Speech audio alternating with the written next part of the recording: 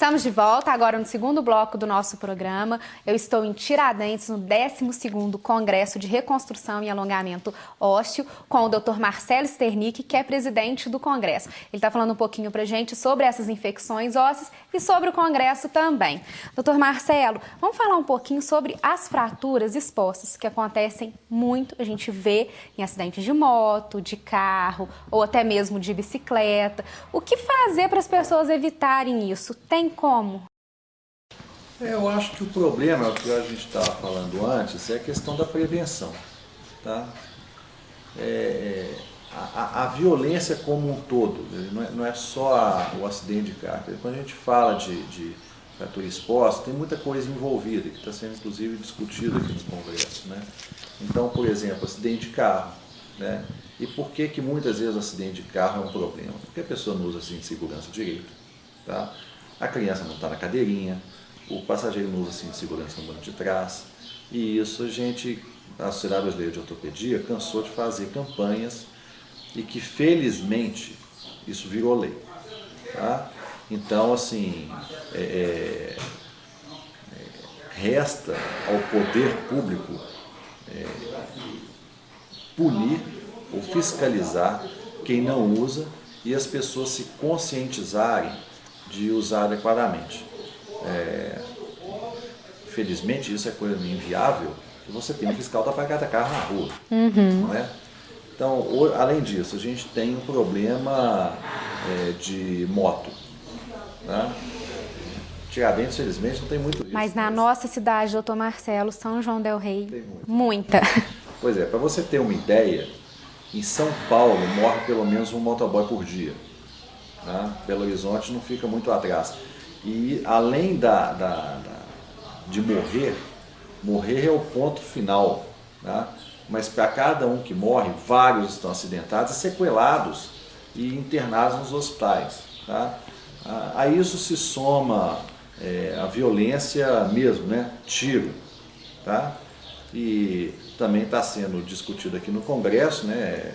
Pode falar depois, sobre as guerras. Guerra na Síria, isso chegou ao nosso Congresso aqui, falar sobre isso. Tá. Então, doutor Marcelo, o importante são as pessoas se conscientizarem, que também é o cinto de segurança, é a cadeirinha da criança, é não beber, o excesso de velocidade, então envolve tudo isso, porque facilita o tratamento, caso ocorra, né, alguma fratura, e ajuda vocês também, porque se isso não acontecer, como é que vai ficar uma coisa que a gente não tem mais controle. Tá. Só um dado interessante. O uso adequado nas crianças, o uso adequado de equipamento de segurança, cadeirinha de segurança, etc., elevação e tal, diminui em 70% o risco de morte e lesões graves. Então vamos conscientizar. Né? Vamos falar um pouquinho agora, doutor Marcelo, sobre alongamento ósseo. O que é? O alongamento ósseo é um processo cirúrgico, tá? Normalmente utilizando-se fixadores externos, e que a gente promove um crescimento do osso gradativo. Tá? Parece uma coisa meio ficção científica, né? Você fazer um osso crescer. Mas ele surge e cresce. Basicamente é isso, mas a gente tem diversas indicações que essa técnica pode ser usada. Isso não é nada novo. Tá? Na verdade, o primeiro alongamento, ou pelo menos a primeira tentativa de alongamento, tem mais de 100 anos, mas nos últimos anos a moderna técnica de alongamento ósseo tem sido cada vez mais utilizada. E quais são as situações que exigem o paciente fazer esse alongamento ósseo? Agora, você pode fazer por causa de trauma, né? Às vezes a pessoa teve um trauma violento, ela teve uma perda óssea, um determinado segmento do osso sumiu. A gente precisa criar aquilo ali. Tá? Infecção, como foi dito, a gente precisa fazer uma ressecção daquela área e também fazer o osso crescer ali. Tumores, correções de deformidades graves, aí, a gente também falando das deformidades congênitas. Tem situações em que um membro é mais curto do que o outro, então a gente precisa equalizar, e a gente está falando porque 70% da população tem uma diferença de até 1 centímetro, né? Todo mundo sabe que tem uma perna menor do que a outra quando vai fazer uma bainha de uma calça, né? Mas a gente está falando de grandes encurtamentos, tá?